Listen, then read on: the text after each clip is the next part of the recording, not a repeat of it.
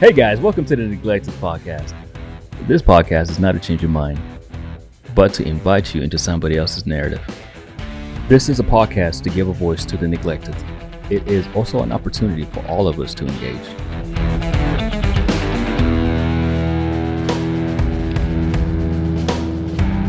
All right, what's going on, everybody? This is Nick Schultz with the Neglected Podcast, and today we have a very special guest with me in studio and producer Quinn over there. Quinn, say hi to the peeps. Hey.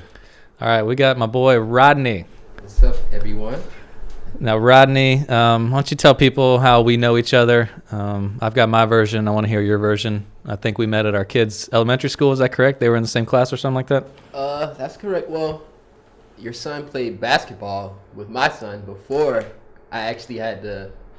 we actually met at the school. Is that at the Y? The YMCA? At the YMCA Okay. in Habersham, but we met officially in the main men group at Jacob G. Smith. You can say it. It's cool. Okay. Yeah, and that's just a group where we high five the children on, twice a month, Fridays, and yeah, man, we hit it off. It's a dad's group, man. It's a dad's group. Yeah, It's a dad's group. So fathers. we're both dads. So yeah, our kids were in the same elementary school.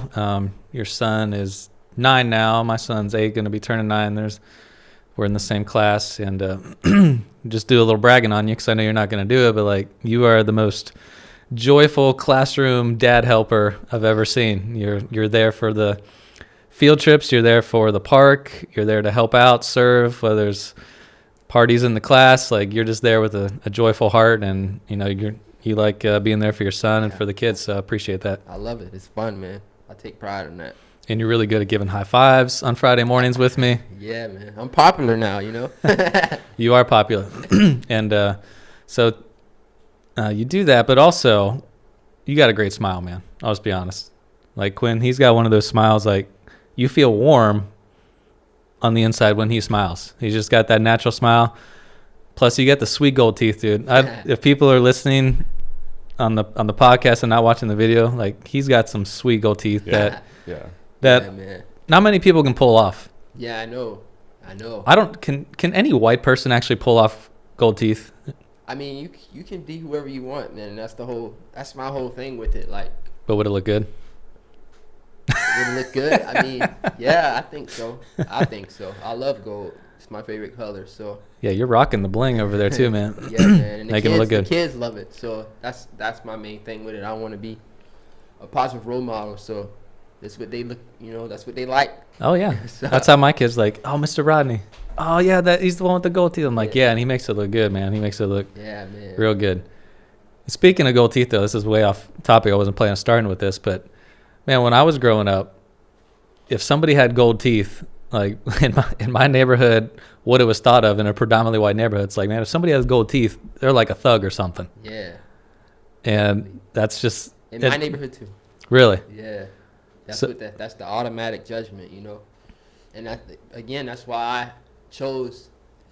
It was one of the reasons I thought it was cool at first, but when I had a kid, I had an option to change my appearance and everything. Yeah. But I'm like, nah, man.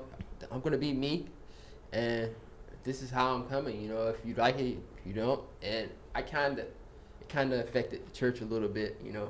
Okay, well, we'll get into that a little bit because I'm interested in how, not just the teeth, but just your whole, who you are, your skin color, your teeth, Yeah, it's kind of intimidating to people. It's definitely intimidating. Off the bat, I'm a thug. But when you get to know me, yeah, man, I'm overwhelmingly different, yeah, you're a cool, calm, chill dude, and Yeah, I'm man. glad I get to know you. So talking about get to know you, let's go back a little bit. Like to go with everybody about just kind of how they grew up and give us a little flavor of how you grew up, your family dynamic, where you were living, kind of community you were in, and all that kind of stuff. Like, what's your story kind of growing up? Well, my mom is actually a Bahamian. She has a green card. Like, I'm the first. Dude, you're Bahamian? Well, I'm Bahamian and American. She's full Bahamian. Wow, So, that's awesome. yeah, man. So I'm the first generation of American here in the United States. But she came here. She graduated in New York and came to Savannah. And I I grew up kind of around this area where this church is. I went to Charles Ellis Montessori Academy. That was a pretty big influence in my life. Montessori is a great way to go.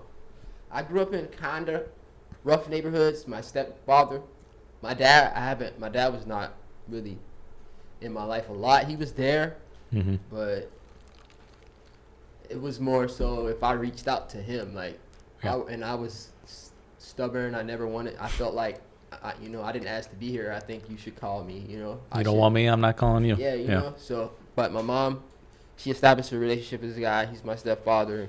He was in and out of prison and stuff. So, like, I kind of a single parent home, but it's like every 3 years. Wow. Siblings? Yeah, I have two younger brothers. One's in the military and one's doing his own thing in construction. But I feel like I was privileged growing up, Really, that's interesting to hear. Yeah, that's not what I would say here. My mom owned a daycare for 20 years, so it's like she had her own business. So we struggled a little bit, but it wasn't like, hard. So you're speaking from a financial, like I wasn't providing standpoint, not a emotional or trauma. Like I didn't go through a lot of stuff. Like I went to Charles Ellis. Like I just went to school, came home, did my homework, came home to a bunch of kids playing at my house. And what was the school dynamic compared to neighborhood? Was it pretty very different, interracial or? Very different. My neighborhood was all black, but when I went to school, it was me and probably another student that was black. Right. So what was that like? It was pretty crazy because I kind of went to school and kind of adapted to that. And then when I came home, it wasn't really accepted, So by family or just kids? Not by family, just kids in the neighborhood, But I was good at sports throughout all my whole life, so that kind of helped me in the neighborhood. But yeah, it's definitely helped me as a person grow, going to a predominantly white school and then living in predominantly black neighborhoods, So were most of the kids in the neighborhood going to school like that as well? Charles, no. Right. That school, you're lucky to get in there. Right. Yeah. So actually, I had the only reason I got in there because some of my family members were there too. So my family was kind of brought up in that school, but most people don't get a chance to do that, man. Out of my neighborhoods that I lived in. Right. Yeah. So that's part of the reason why you feel like it was more of a privileged. Yeah. Growing up than maybe some of the other kids. Yeah, it was, man, because I saw a lot of them go through things, I went through stuff here and there, but it wasn't like my peers. I was like, when I come home, I could see what they, went through and stuff. So what was like the hardest thing that you went through, either just being a kid or because you were black at an all-white school, compared to maybe some of those other kids that didn't have that same chance as you? Like, what was your hardest thing compared to maybe some of the hardest things you saw? Just like I said, my stepdad going in and out of prison. That was the hardest thing, and just not being able to talk to him for years at a time, and then him coming back and then leaving again. That was pretty hard. I got my bike stolen a lot. That was hard on me because I always asked myself why, and I got into a lot of confrontations in the neighborhood because of that, because I thought people would try to take advantage of me because I was different, you know, and I was privileged. So that's pretty much it, man. My bike stolen. There's a couple times where my little brothers were getting bullied and stuff, and I had to stand up for them. And one time I got beat up pretty bad, but I didn't really have it rough, man.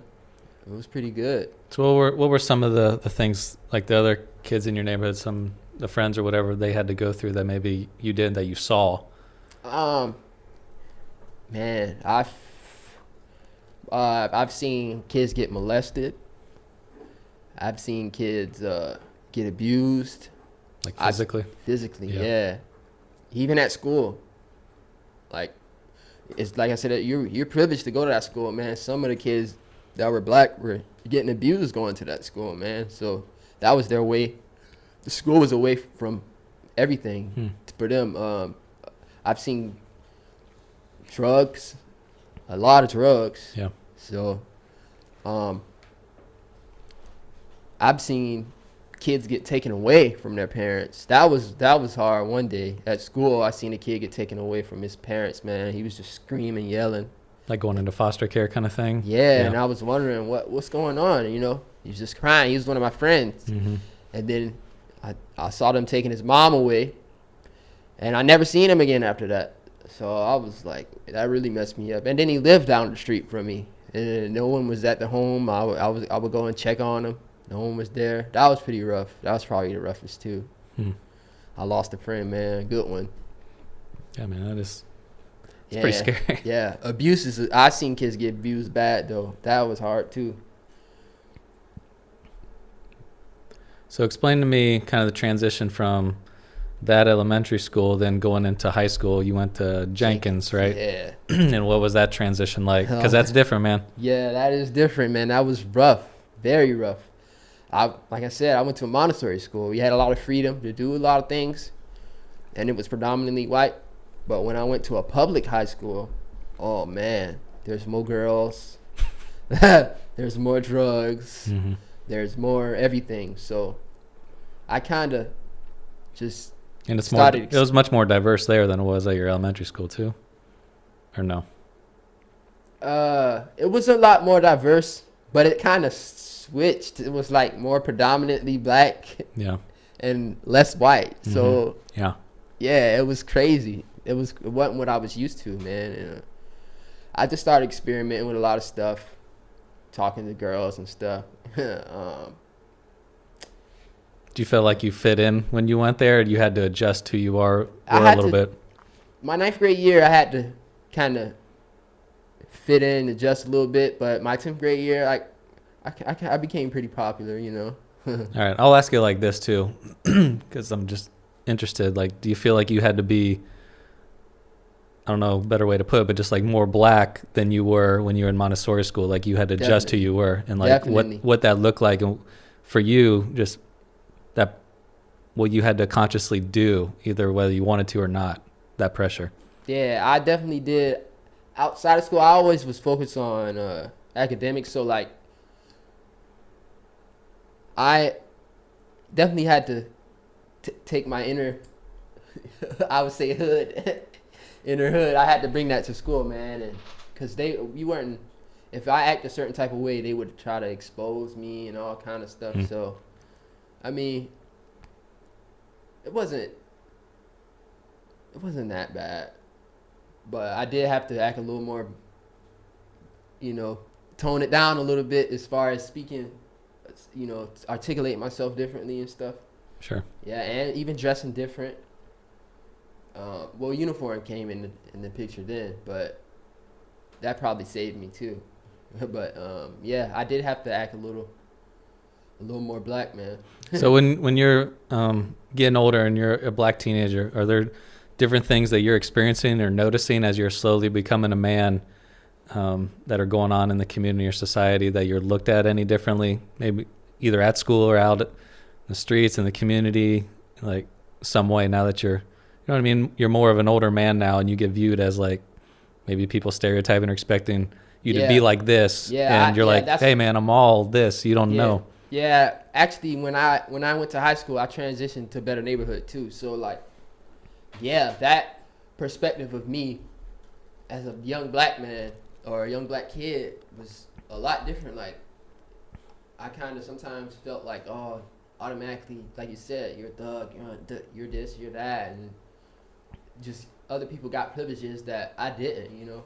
I kind of questioned that a lot, like, what? Then that's why I'm like how I am now, like, man, you know, forget that, man. I'm gonna be myself. I didn't really like that. Like, don't look at me like that. Yeah. Even when I played sports, I just didn't like that tension. You know, you could feel it, like. Even everywhere you go, you can feel it. I didn't understand it at first, but because I never felt that at Charles Ellis. Like, we were all just one. My best friends are, you know. white and stuff. So I felt a lot of tension, man. Yeah, definitely did. It's an interesting thing to me because, I do mentoring out in the community and, black, white, all of it.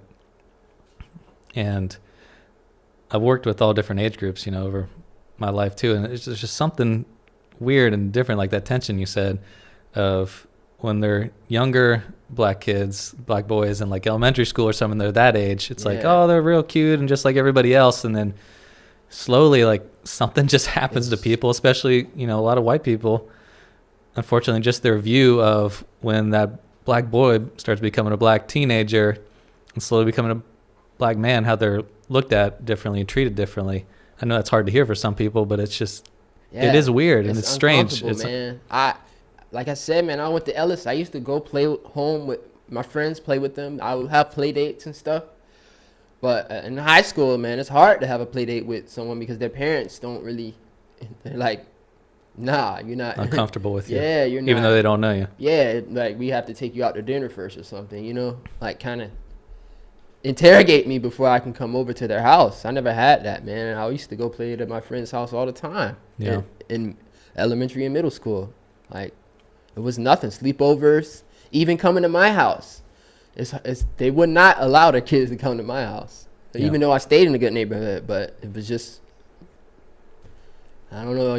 They just judgmental. It's such an important thing to hear though, because when you talk about kind of racial issues and for white people understanding what it's like for someone else, like growing up, just that tension of, I'm not doing anything different than who I am, not causing necessarily any trouble or anything, but just what I have to deal with, what you have to deal with of somebody just viewing you differently because of your age and your race and, being a black male, and just that feeling of what other people think of, you. Like, I don't have to experience that. I didn't. I don't think my kids are going to have to. Maybe your kid will. You know what I mean? It's just like, yeah. Now that you have a kid, it's like, what do you see that he's experiencing that's the same or different than you when you were growing up? Right now I don't really see a difference. Well, in sports I do. That's crazy, man. I only see it in sports. I don't see it at all at school.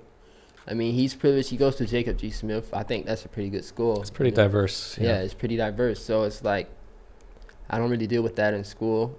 But in sports, I do deal with it, man. And I don't really like that.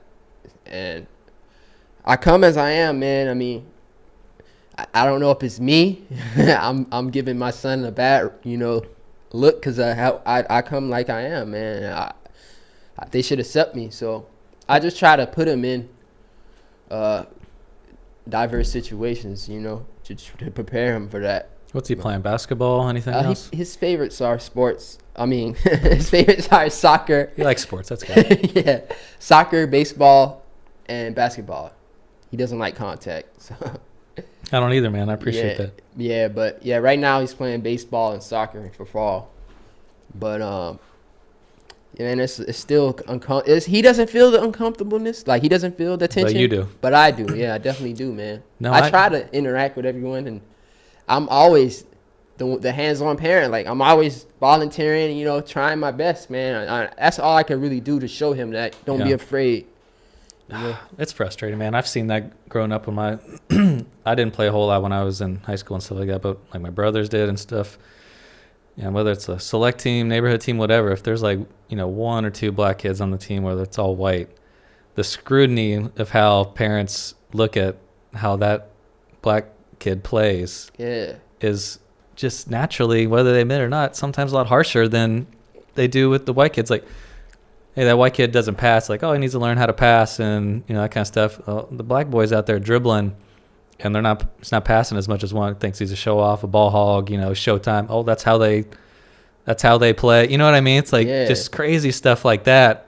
And, don't get to know the parent, just saying stuff. And that still happens now. Like, I mean, my eyes are open to it as well. It's just like, man, do you realize what you're saying right now? It's crazy. Man, last spring, he played on a predominantly white baseball team. There were 4 black kids, and there were instances where we had birthday parties, right? Mm-hmm. It's crazy, but there were like 4 birthday parties. 3 were white, everyone showed up. But then when it came to the black person's part, it's like no one responded to the group text messaging and all that.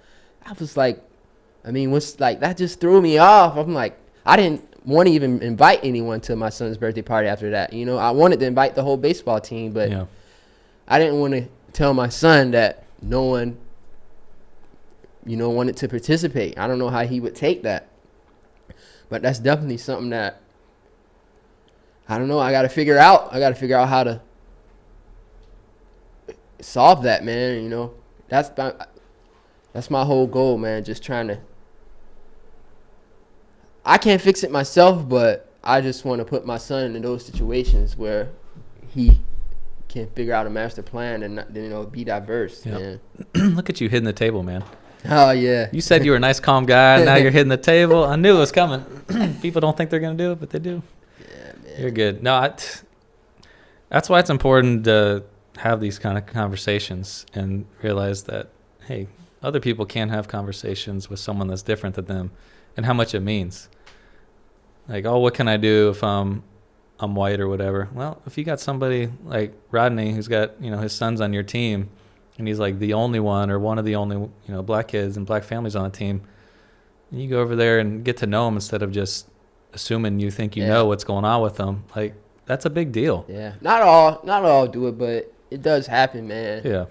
It does happen, man. And I'm, like I said, I'm the one who's always out there. I'm hands-on with everything. Like, I'm the kid's favorite, you know? Yeah, you are, man. Every time. You are easy to get to know, that's for sure. Yeah, man. The kids love me, so it's hard to even, it irks me, man, for parents to just not want you to talk to their kids, or, you know? It's crazy, you know? Because I was a coach. I was an assistant coach. We actually won the championship, or 8 and under county league in the spring. We won the championship, man. And I just wanted to put together we want to go to the CC's Pizza or something. Let's just all eat, man. Nobody wanted to do that. So I'm pretty sure they had plans because it was summertime, going into summer, but it's just uncomfortable, man, for them to just not want to participate with anything. But when it's time for them, if one of them planned it, you know, probably be a big turnout, huge turnout, man. But yeah, I've experienced this, parents not wanting me to talk to their kids a certain way. Like, if I say something to their kid, I can see them come off the bleachers and come, well, what did he say? What did he say? You know, like, whoa, you're like, I'm not gonna say anything out of the way. You know, I'm a stand-up guy. Like, if you haven't noticed. Like, yeah. So what are some things that you have to teach your son that maybe I don't have to teach my son?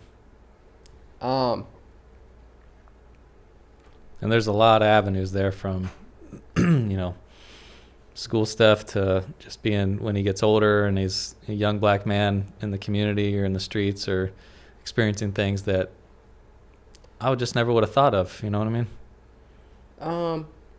Or do you? I guess I haven't gotten to that point. But he has 2 uncles who are police officers, so it's like, he sees stuff on TV and things, but I'm kind of still like, You a little protective? I'm overprotective, but I'm like still kind of in denial about that kind of thing. Like, I don't want him to look at like, oh, the police are bad, you know? Sure. I don't want him to look at it like that, but it is a reality. But I guess I'm not there. I just raise him just like you would, man. I don't see color. Like, I don't see color. Growing up I did, but now it's like, I don't see color, man. Why is that? And I want him to feel the same way because just how, but my experience is like. So you choose. I choose. That's a choice. It's a choice. It's a choice. Yes, I choose not to see color, man. I mean, we're all the same. Just get to know somebody. Just get to know them before you just make a judgment. You're like, even, you know, with girls, everything. Like, there's no color, man. I tell him that all the time, man. We don't see color.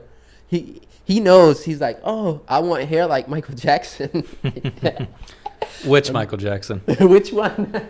The long hair one, man. Oh, no, yeah. Dude. Tell him, no, he needs a little, like, Jackson 5, Thriller. The afro, right? Afro, the perm kind of stuff. He can get that. Yeah, he should if he get wants it, but he wants the long, silk hair.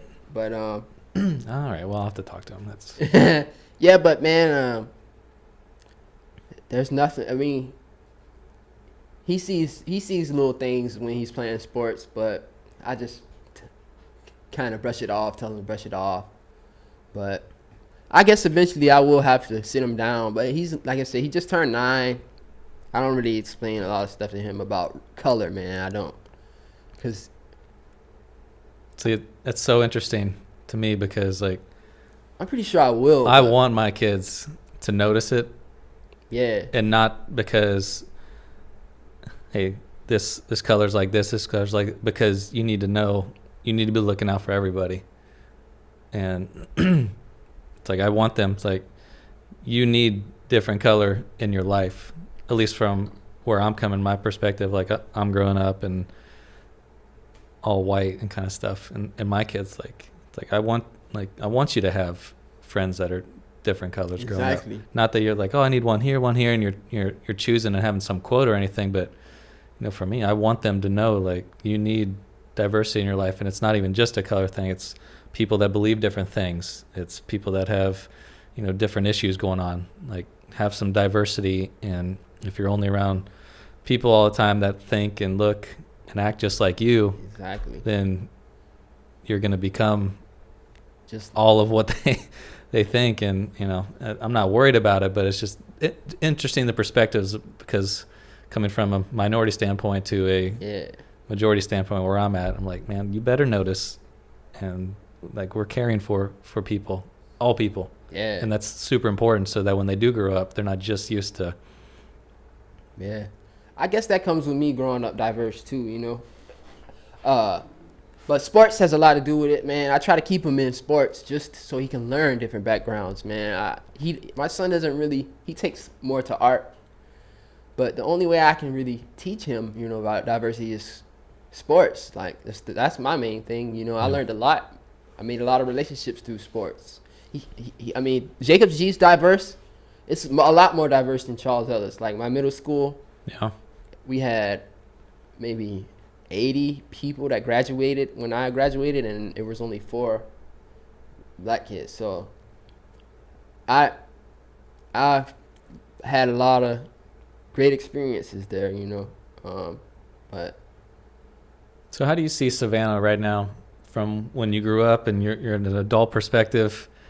You're a engaged man and you're a father, and how old are you? I'm 27. 27, so you're getting up there. Yeah. Still younger than me, but you're getting up there. Yeah. And, you might have a different perspective than when you were a teenager, and you see things differently. Like how is the culture out there in Savannah? Is it any different? Is there progress compared to what you think you grew up with race, or is it just more hidden now? Like, how do you see things? It's a little different. I give all the credit to SCAD. I'm just being honest. I give all the credit to SCAD because like the neighborhoods that I grew up in are like, they were predominantly black. Now they're like. And SCAD is the Savannah College of Art and Design. Yes. For those of you that are not in Savannah. Yeah, but diverse school. Yeah. It's a very diverse school, and they're kind of like taking over where I grew up. The predominantly black areas, like we call it gentrification, I guess. Mm-hmm. Yes. Yeah, but as far as everything else, man, I mean, I it's a little different. I don't see a lot of, like I said, I don't see a lot of racism unless I'm in sports. So. It's so interesting. Yeah, man. I might catch it sometimes in grocery store just because of my appearance, but it was a lot worse, man, when I was coming up. I could see it, not at my school, but outside of school. Mm-hmm. It was a lot worse, especially at Jenkins when I was in high school. But right now in Savannah, I think it's changing, man. I think it's changing because I don't see any riots on the news like I used to. I hope it doesn't. I hope it doesn't. That's always the thing that concerns me. It's if it's still feeling thing. You know what I mean? It's like there might not be big things you see that are happening, But if like people still feel certain ways, Yeah, I feel like it's and getting a lot and then better. all of a sudden something happens to trigger it, then like boom, everything blows up again. Yeah. And that's that's Social always my media, concern. Social media might impact it a little bit too. But Okay, so when something racially charged happens, you got a Ferguson, Charlottesville, maybe something in Savannah, black kid dies because a white police officer shoots him. that's a great question. All that stuff. And then on social media, people have opinions about it. Yeah. Maybe, people that are white, that you're friends, and all of a sudden you're like, oh, what? I didn't know you thought Yeah. that. Or maybe black friends, whatever it is. But, those are the things I'm talking about. You don't know how people really feel until something happens. And it's like, well, how do I speak about it? Boom. Exactly. Twitter, Facebook. Yeah. Like, how have you seen that? And whether it's shocked you or just it's normal? It shocked me, man. Like sometimes like they have news articles about people getting arrested. You can go look at the comments and you see a lot of racism on there, But I don't experience that outside of social media. That's why I'm not a social media type guy. But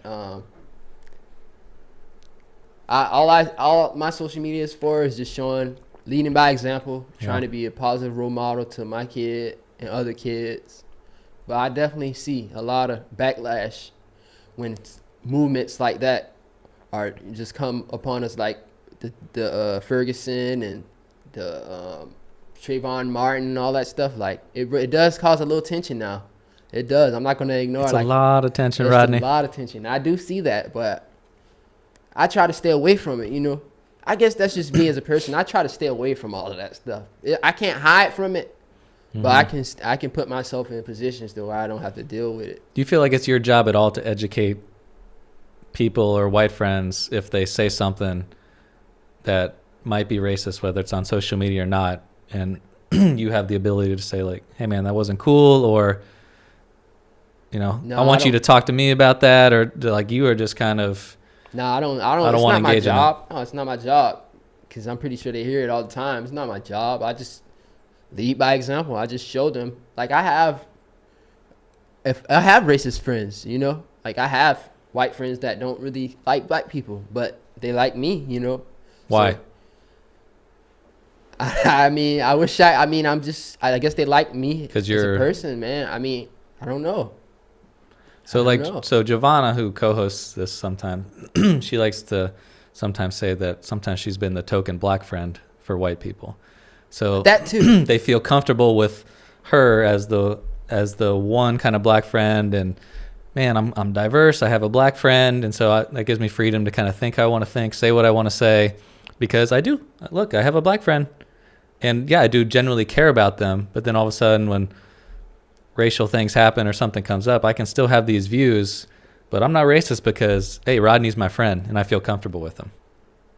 Well, I don't like it. I don't like it when they try to act like they're not racist. You have to be 100% honest, but it's not my job to judge. Like I don't try to change.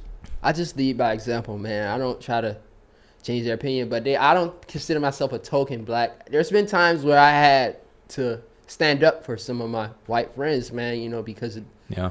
people realize that, oh yeah, he doesn't like black people, but That seems they're so cool crazy. to me. They're cool to me. I mean, they like me. But they'll say they don't like other black people, or it's just in the way they speak and act. They'll give their opinions, and I know. So they feel freedom to say things that might be disparaging about black people to you. I mean, they'll be because respectful a little. I mean, they'll be respectful towards me. Like, I mean, sometimes we agree. Yeah. Because I have pet peeves and stuff about my own race. Sure. Yeah, me too. Yeah, so it's like sometimes we agree. But I try not to. But you want them to feel open that they can talk to you and not just Exactly. like beat them with a Exactly. stick I and want them say, to feel open. leave with me alone. Yeah. Yeah.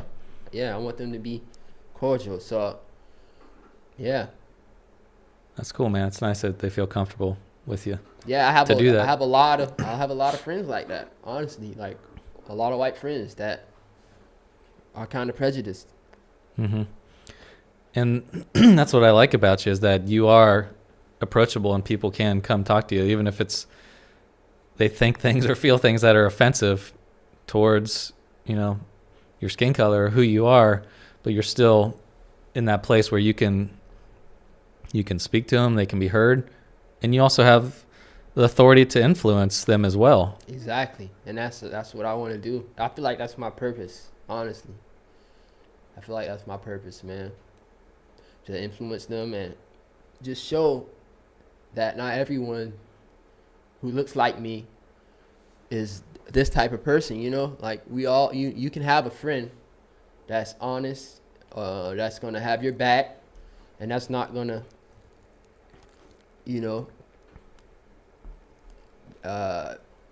be disconcerting, I guess. Makes sense. I want to ask you something about church experience. I used to work in a church for 10 years, pastor and all that kind of stuff, so I really... You don't anymore? No, I do my mentoring now full time. Oh. I mean, I guess I'm still considered a pastor. I mean, I could do the wedding for you and your fiance. Like, I'm allowed to do that. Yeah. I can do all that stuff, but I don't work for the church. I do the nonprofit, raise support for the mentoring that I do. Well, I would like to say congratulations on that, because I remember you started.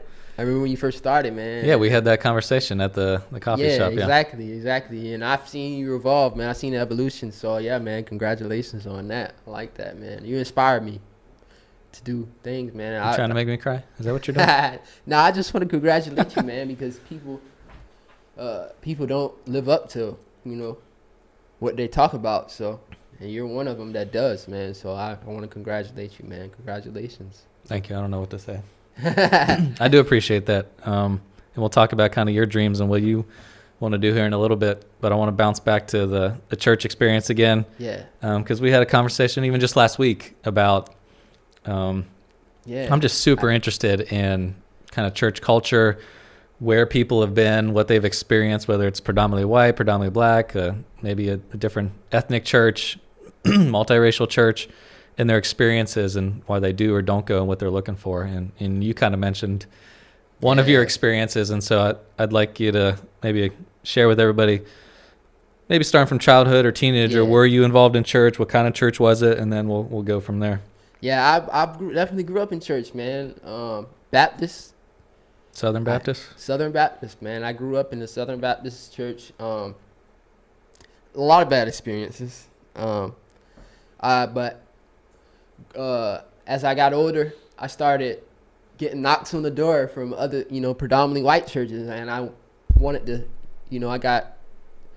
All right, before we go there, you're going to have to elaborate a little bit. When you say bad experiences, okay. Need to know, they don't have to be like super specific in detail, but the more you can elaborate, the better, just so, Okay, well. Because I want to know.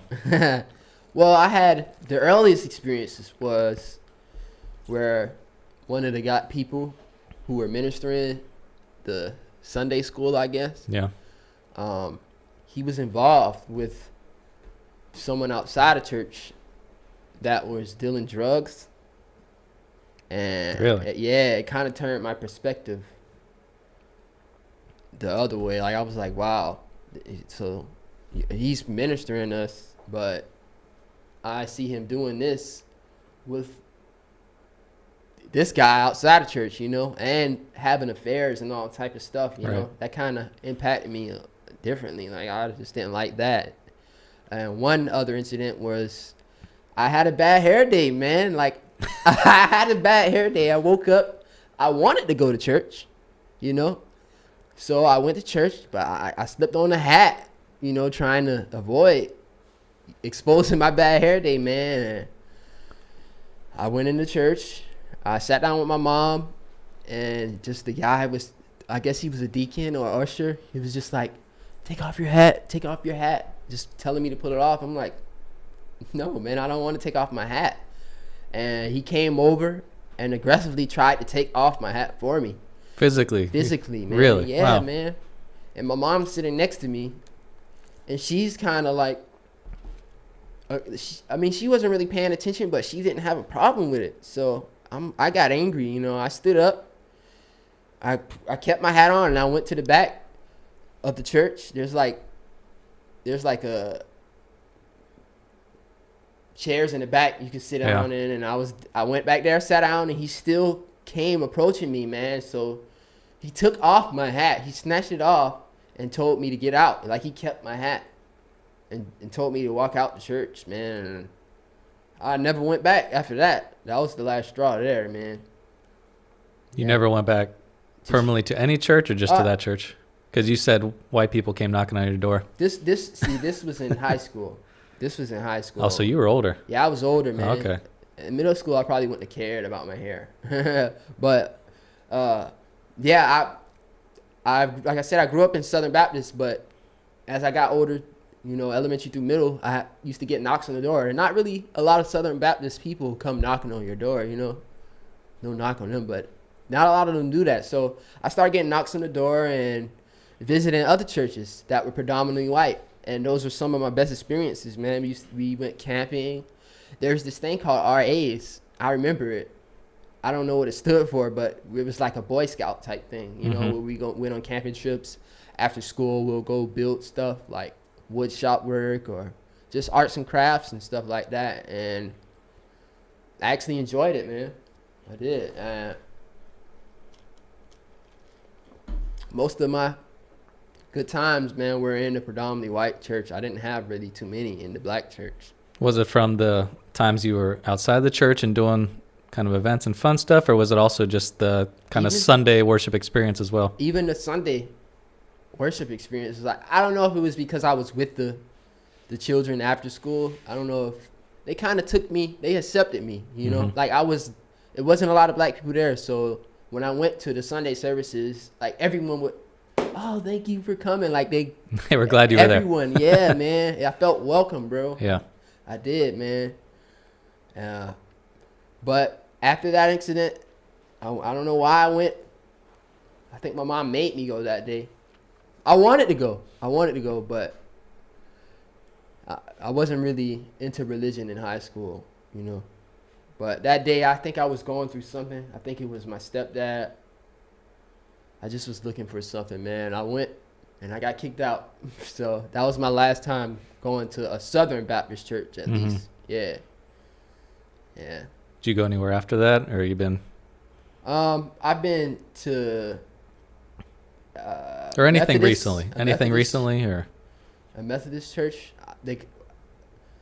I've been to. They call it. I don't even know what it's called, but they have Sabbath day. Is it Pentecostal? I think it's Pentecostal. Sounds about right, Quinn. Yeah, but he's the religious expert. Sabbath day. I mean, there's a few of them. On Saturday. Oh, I don't know about that. Yeah, it was pretty. Dude, cool. that might be Amish or something, man. Oh no, it definitely wasn't Amish. But did you go to an Amish church? I might need to experience that too. Like, I'm still looking, you know. Because I have a son, so I want him to have those principles, you know. I don't consider myself very religious, but I want him to have some of those positive principles instilled in him. So I'm still looking, but I played basketball on a couple of different teams, and they were religious teams. But I was recruited outside of the church. Like, I'll be in the gym, and be like, "Hey, man, we need you, man. You know, just come with us." Then they'll tell me when I come to the team, "Oh, you have to come. Oh, you have to you have to come to church on Sunday to be on the team." To be on the team. So you got recruited. Yeah. Because of your skill, and then they really. I don't know. I tend to think about that after they throw that on me. Like, maybe they just want new members. You know. Oh. I'm pretty good though. I'm good in basketball, but. Well, that's just a perk. It's like, hey man, you're awesome at basketball, and you have to be a member. I mean, that's the double whammy right there. Yeah, it's man. Got this guy that can ball and take us to the church championship or whatever they do. Yeah, it's like college sports, huh? And pastors and people that play like church softball and basketball, they're some of the dirtiest players, man. I mean, they go after it. Yeah. They don't mess around. It's like, this is my opportunity to like give it back to people and not love them. Yeah. That's weird, because I actually played with the pastor and stuff, yeah. That was the most I ever got hurt. Man, they talk trash. They're quick to criticize you. You're like, hey, you need to pass more. You're like, man. That's the most I ever got hurt, was playing church basketball. Not neighborhood, like tackle football in the backyard. It's like church basketball. Yeah. That's when I broke bones and got hurt. Yeah, Aventus. Oh, Aventus, yeah. Yeah, that's what it is, Aventus, man. I gotcha. They were cool. I mean, I like church on Saturdays, I guess. It's like an hour long. It was pretty cool. I didn't have any issues with them, except that they just threw the little basketball thing on me, like, oh, you got to come every Saturday, you know, and you got to join the church, you know. I don't like being pressured to do things. I understand. You know, but it was a predominantly black church, but I didn't feel any judgments like I did in the Southern Baptist. Southern Baptist was always judgmental. As soon as you walk in, everyone thinks they're your parent. Everyone thinks, oh, you're this kid, you're that kid. They're just judgmental, man. Basically on how you look. But we look the same. Like, I don't know. Yeah. It's just, I don't like the judgmental thing with the Southern Baptist Church. Every other church, I have not experienced that in it, you know. So yeah, man. Well, we gotta. If anybody's listening from the Southern Baptist Church anywhere here in Savannah, we need to. Yeah, man. Have a redemption experience for Rodney. You need to invite him, give him a good experience so he can have a good taste in his mouth. Yeah. I'm sure there's some out there, man. Yeah. Well, where are you at now? You a free agent? Have you been to church in a while, or what's going on? I mean, that's the thing, man. I'm a positive guy. I give out positive energy, but I don't. Okay, so this is perfect then. So you're not going anywhere. This is great for this conversation. What would you be looking for? Like I'm not looking for anything. I'm not saying you are looking, but if you were going to go like to a church, what would you want to see or experience? Let's just start on a Sunday when you walk in the door, the worship experience or the people experience, like as you are right now, as a 20-some-year-old engaged man who's got a son, you know, obviously taking what you've experienced in the past. What would you want to see and experience if you went in a church? If you went, well, I like the YMCA. that's like my dream of a church. Like just something like YMCA incorporated with like Boy Scouts or something. Like that's what impacted me the most, man. Just community. Yeah, just hanging out with people, you know. It's still get the word, you know, but show me through different experiences and different. You want to do life with the people. Exactly. I gotcha. Yeah, I don't like sitting down. I like hearing stories. I like hearing people explain stories from the Bible and compare it to what they experience in real life. Yeah. That's pretty cool. Sometimes I'm like, oh, you know, that's cool how he interpreted that. But I like more going out and doing things and showing me like, look, this is what we're gonna learn today from this activity. You know, activities like you said, life, man. Let's go through stuff together. So.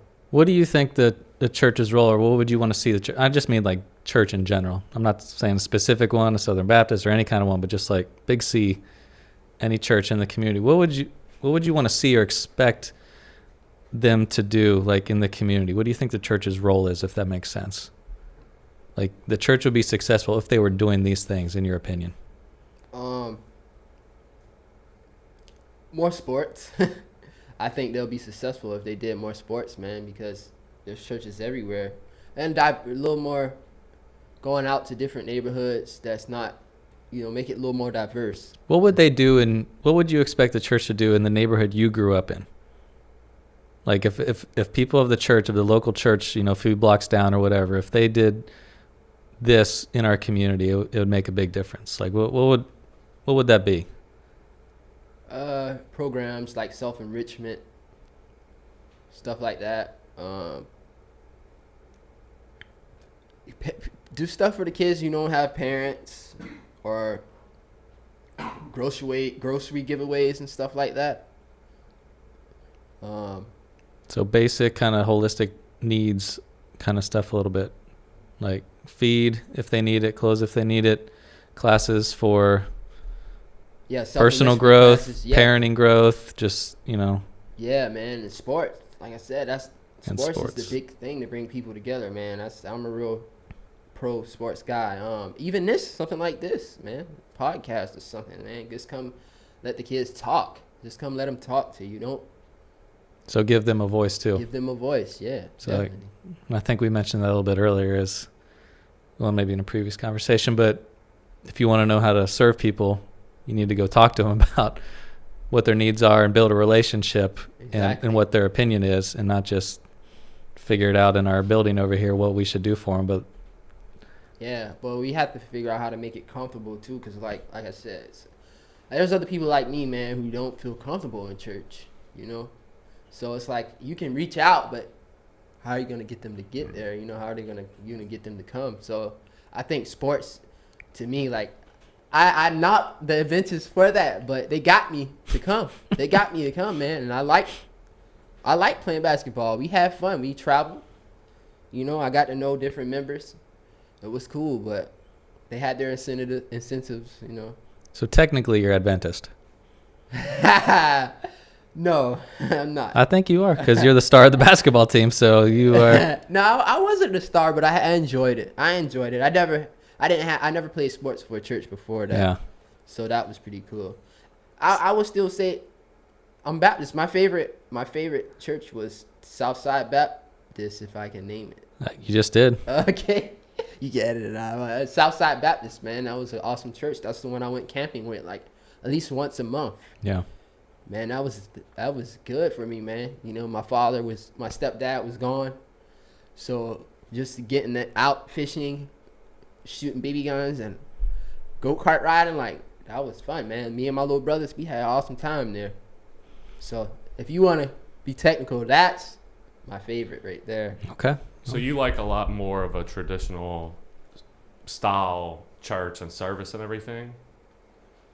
You can. I don't like church. I don't like going into church. Yeah, listening you like the to- community. Yeah, I just like hands-on things like outside of church, but I like the principles of it. You know, I like the positive principles that churches offer. You know. Yeah. But I don't like sitting and being judged, you know, by members of the church. I can't imagine why you wouldn't want to be judged. Older That sounds people, like, awful. I like hanging around my peers. So Yeah. it's like doing stuff with my peers, people who are going through the same stuff I'm going through, you know. I keep hitting the tree. You do. You're not worked up, but you've got past experiences of it, and it's frustrating for me to hear too. I wanted to. There's one thing I was really curious about growing up. If you don't, well, it was the Holy Spirit. That used to bother me a lot. I'm like, what is this? What is this? At first, I didn't believe in it, and I went to Sunday school one morning, and the minister. This isn't the minister that I spoke about earlier. This is a different minister, but the minister was like, whoever wanted to voluntarily try to, I guess, feel the Holy Spirit.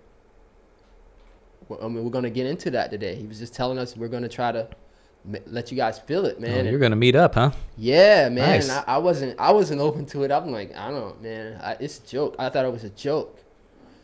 You know, I really thought it was some Salem witch trial type stuff. For real. Honestly, I did. I did, understand. man. I probably would still feel like that if I didn't experience what I'm about to tell you. But, man, he started going around laying hands on people, man. And there were kids, like, actually, you know, Falling over, man. falling over, like talking in tongues and stuff. And I was like, no, this ain't no practice. This ain't acting, you know. That really changed my whole view, because I was like totally, oh man, all of this stuff is just, I don't believe in the Bible and all that. I wouldn't say atheist, because I still believe everything was created by your higher power, but man, that made me a believer, bro. The Holy Spirit, bro. A lot of people, I try to explain this to people, because people still, that, you know, some of my peers still think like, oh man, that's just acting. But man, that's real, man. The Holy Spirit is real, man. I've seen children catch Holy Spirit, multiple. Man, that was crazy, man. In Sunday school, like, I don't know. Not even in the regular church service, in Sunday school, huh? In Sunday oh man, they school, must have been getting after it. Man, that was one of the craziest experiences I had, man. I thought about that all week, that week, bro. Like, I'm talking about someone. I'm impressed you stayed. I would have ran for the hills, man. I was amazed. I was like, how old were you? full with emotion, crying, everything. When I'm talking, I'm like, wow. I had to be like 13 or Oh, gosh, 12. I would have been out of there in a heartbeat. I'm proud of you for staying. I kind of want. You're brave. I wanted to feel that though. Yeah, I get It it. didn't work for me. It's I don't crazy, know why. man. I don't know why, but it didn't work for me. But I saw it work for the toughest people. Like, Well, you didn't want it. You said you didn't want it, so it didn't work. I did, but after I saw it, I was like, try me, you know? I want to feel that. But it didn't work. It didn't work, man. But the people who caught it was like the most gangster people. Like, they were raised in my neighborhood. They weren't in like very religious either. They did a lot of bad things and stuff too, man. And they, out of nowhere, They changed too? they changed. Still are? Do you know? No. Because I didn't really like church. Like, Right, but they changed, huh? they changed, Wow. man. I actually have a Mormon brother, and he changed. He changed like out of nowhere. Like, he was like my best friend growing up. You know, I'm not saying I was a bad kid, but he was like my best friend growing up, and he actually, me and him had a lot of experiences together. You've that had I a would lot of never- experiences, man. I would Jeez. never think that he would go that route, but he became Mormon just like that, man. He lives in Utah now. Yeah, man. He's married. It's the capital. The capital. You're right, man. I don't really have a relationship with him like that anymore, though. He doesn't. That kind of blows my mind too. You know, like he just.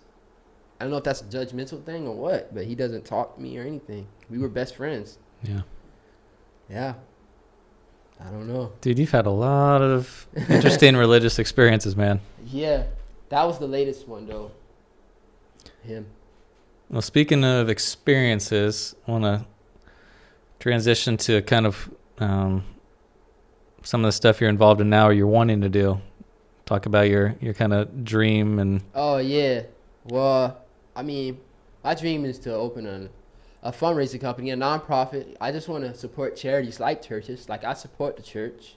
I mean, it's not my thing, but I support churches. I support schools. I support the youth, period, you know. And I just want to fundraise, give them a platform where they can fundraise. Like, I see GoFundMe and all these crowdfunding things, but you don't really have them right here in the community. Like, you don't have any crowdfunding here. So I just wanted to, I don't want to spill all the juice, but open something that's high in demand, you know, something that's people need all the time, and just give a nice percentage to the community. So yeah, man, I feel like that's one of my purposes too, man. I would feel good making money, helping others. Like, I mean, who wouldn't? So yeah, that's what I want to do, man. Especially my son, especially Jacob G. Smith, man. I want to help them first. And the main men group, man. I think there's a bigger picture to that, man, that we can probably, and it's a lot of work, man, but I think that eventually it'll evolve into something huge, man, because other schools need that. So Sounds like you need to be the new president. I know. I mean, I'll get there. I'll sit down with you, man, and we can talk, because it's your idea, you know. I'll pass on the... Oh, yeah, I don't know if it was my idea. I just ended up in doing it. Well, Again, it was like the podcast. I had the either, however you consider, the right conversation with the right person, or if I had the wrong conversation with the wrong person, I ended up doing it. so you don't mind expanding? Explaining? No. Expanding. No. I mean, it's just like I wanted to do a dad's group at the school too. And I had an idea of one way to do it, but then I got introduced to another man who's like, hey, me and this other dad are already kind of starting this group called Main Men, which there's kind of our idea for it. I was like, sweet. You know, I don't want to do two different dads groups. It's like, let's join forces and figure this thing out. And then I think one of the dads moved away or got a different job or something like that. It's like, hey, we need another person to kind of co-lead it. You've already said that you're interested in doing one, so would you be interested in leading it? You know, the same kind of thing with the podcast. Like, what's your idea? You want, and I'm willing to do something, even though I don't want to be the leader, and then all of a sudden, boom, it's like, Yeah. here you are. But that's how it happened. And, for me, the important thing, kind of why, you're here, we even started a relationship, is like, I want the main men to reflect what our school looks like. Exactly. And it's very diverse. Very. So at first it wasn't. Right. Exactly. Like Mr. Tim used to make, he would get me to recruit. Yeah. Try to recruit people, man. Well, and that's why, we got, our man Cornelius. He recruited me. Well, I know it was very specific. Like that's part of it. So when I try to tell people, there's really simple ways you can, if you want diversity and it's important to you, there's simple ways you can do it. So if we have a men's group and we're going to have a couple leaders, it's like, yeah, there could be 2 white guys leading it, and maybe some people wouldn't think anything of it, but it's going to be much more beneficial for us to have a white man and a non-white man leading this group. Exactly. Because then people see that. For me, that's always a struggle in the church. It's like, yeah, you can have diverse groups a little bit, but everybody knows, okay, well, who's actually leading? Who's making the decisions? Well, if it's just white people all the time making decisions, then it's diverse to a certain point. Yeah, it kind of intimidates people. Exactly. And so for this group, it's like, hey, man, Cornelius, want you to help co-lead it, because that's going to say something. Exactly. It's not that hard either. I mean, you can do a better job than I can and just come aboard. But now, like you've seen it this past Friday when we were giving high fives, it was crazy diverse. Exactly. Yeah, I see the growth, man. That's crazy. I love that, man. I think that, like I said, man, we need that at every school. Like that, I feel good when I do that. My son loves it.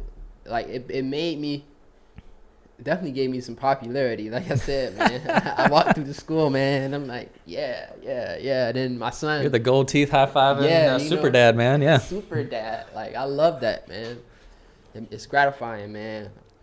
Well, and it gives back to, and our big point is that there's some kids that they might not be getting a smiling parent, especially maybe a smiling dad. Yeah. Any morning they go to school, but maybe, every other week they've got some men and some dads out there like, smiling, I'm pumped that you are here and I get to see you. Exactly. And definitely, they might have a crappy morning every time they come to school. You don't know. I was that kid, man. I didn't. My father was going. If I had that, I went to Ellis, fortunately, but that would have helped me some days. And Jacob G is in they have issues. I'm not saying they don't. They have fatherless children there or motherless children there, but imagine these other public schools, Yeah. I think we'll have a big impact, man. I think we should, we'll get to that, expanding. Yeah, you'll be in charge of global expansion. How about that? I mean, I was more so concerned of taking someone's idea. Like, I didn't want to just take it and run with it, Which idea? The main man, period. I don't care. You do whatever you want. I want to include you in it because I'm going to try to use, it's going to be some money involved. Like, well, it's Maine because we're Lions. Exactly. So, I mean, it's not MAIN. The name, it's MANE. So it's like kind of specific to our school, but you can call it whatever you want. You can do whatever you want, man. I don't care if it means men like stepping in the lives of neglected and fatherless, and just kids that need positive male role model occasionally in their life, and maybe even beyond that. You can do whatever you want, man. I don't care. Definitely. Take it. It's on air. You can take whatever you want from me. Regime change, dude. Yeah. Yeah. Did you see that power play? I mean, like he came on the podcast and he immedially took over leadership from the group from me. It wasn't intentional. Under pressure. And I can't do anything about it, man. Yeah. That's funny. Hey, man. Nor do I want to do anything about it. It's for it's for the kids, man. I think that would be a big impact for the city, man. The news, like I had someone want to put that on the news. I don't know if you knew about that. No. Yeah, man, the news station, I don't know what's going on. The news station wanted to come out and check us out. Yeah, and then there was this guy. You're in charge of PR now, too. There was this guy. He has a big following. I'm not going to say his name, but or his little social media name, but he has a big following, man, and he wanted to come out. Yeah. And trying to give us some publicity, man, too, man. So, like, I think that'll be a good little vibe, man, for the city. No, go reach out to him, man. I don't mind. The only thing is, like, same with the podcast, same with the dad's group. It's like, I don't mind people knowing about. I just don't want it to be about us. You know what I mean? Like, this isn't about me. This isn't about popularity. Our group isn't about us. It's about the kids. It's about giving back and hopefully challenging other men specifically to step up in the community to say, I can do something. That's not that hard. I can make a difference and start just by giving high fives to kids at school, making their day, and then go from there. Because we need more men to engage. Exactly. And the main thing about that is not, the main men group is not a big commitment, man. It's just high fives twice a month for 30 minutes, you know? Like, it gets tough in the winter, man. I mean, oh yeah, it gets tough in the winter, man. Those freezing 40-degree Savannah mornings. But we're gonna try to get sponsored North Face jackets. Yeah. No, I said I want a starter jacket. Oh, starter jackets. Yeah. Well, that shows my age. Yeah, man. We'll get there, man. We'll get there.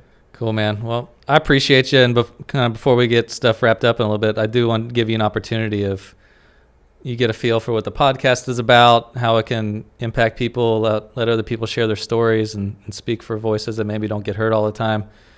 I would love your feedback on just like, what can just the average person listening to this do to engage, or someone out there that's different than them, that may be neglected in a certain way because of race, gender, beliefs, their socioeconomic background, and they're not there yet. And they don't realize that they can make a big difference even in one person's life if they just kind of step into it and maybe hear their story or do this for them. Like what's kind of like your challenge, or what can somebody do that's simple, like the high fives, but that they can make a big difference? Just talk to people, man. Just be open to just communicating with people with different backgrounds, man. My thing is just don't see color, man. Like I'm a big no color guy. Like I don't see color. Just be open.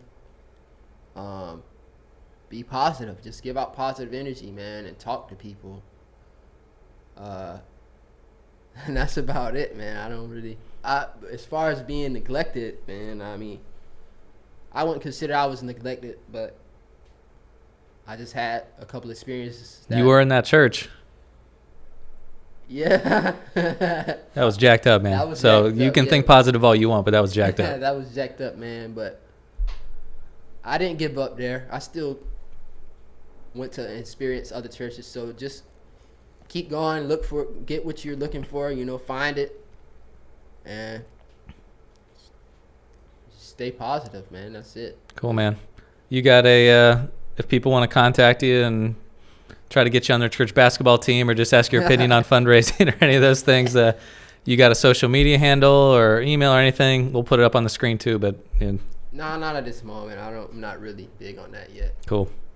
We just want to offer it. Yeah. In case somebody wants to fully fund your dream or anything like that, they can reach out to the neglected, and then we'll get them in touch with you. Yeah. Cool. For real. Yeah, man. Like I say, congratulations, man. For real. No, man, we appreciate you being on here, and I think it was important to hear your story, man. Really do. I think it's helpful to me, helpful to other people, and just giving a voice to people that have experienced some of the things you have, and helps me and hopefully other people listening feel confident enough to engage in conversations with people that have looked different or have been through different stuff, and not be afraid to do it. So it's kind of the hope, man. And I think you did a good job, and thanks. I'll see you at school tomorrow probably. So well, no, my son catches the bus now, so I'm only there on High Five Fridays, man. All right, well then I'll see you next week. Next week. Or in a couple weeks, or whenever we're doing it. You're in charge now, so whenever you decide we're doing high fives, you let me know. I'll let you know. All right, man. Well, appreciate it, everybody. This is Rodney. Quinn, thanks for producing. City Church, thanks for hosting. This is Nick Schultz, and man, we out.